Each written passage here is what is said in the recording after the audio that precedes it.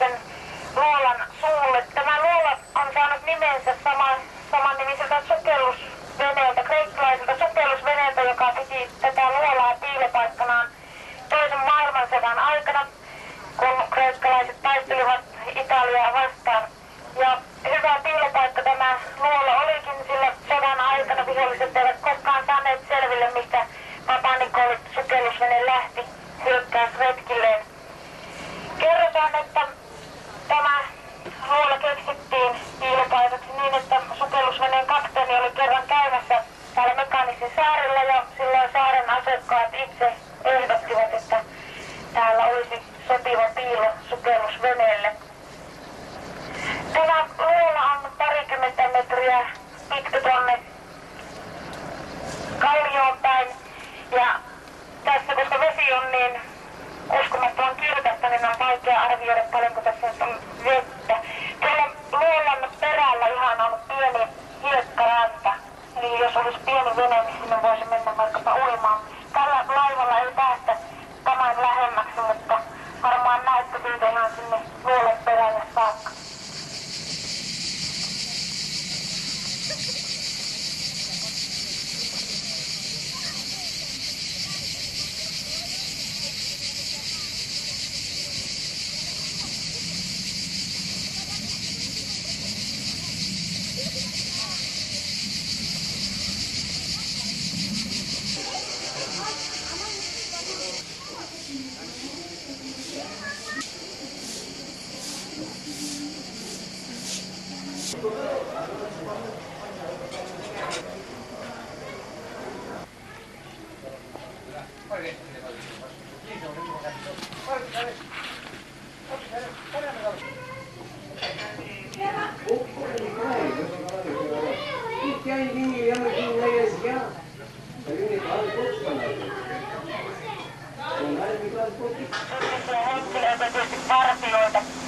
Tässä vasemmalla puolella näkyy nyt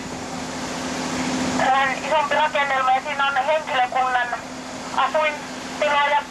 Tuossa ylempänä ja sitten tässä alhaalla tämä pitkä vaalea rakennus. Siinä on tekniset konehuoneistot, autotallit ja saaren puhelinkeskus.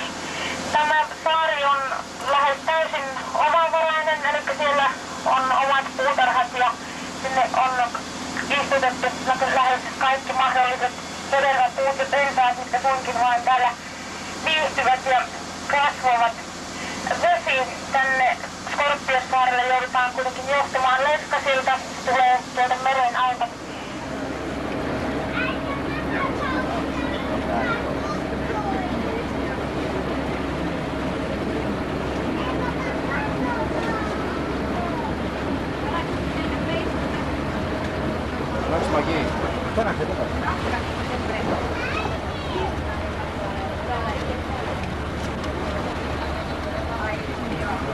Máquina, pues es un tocarote y control.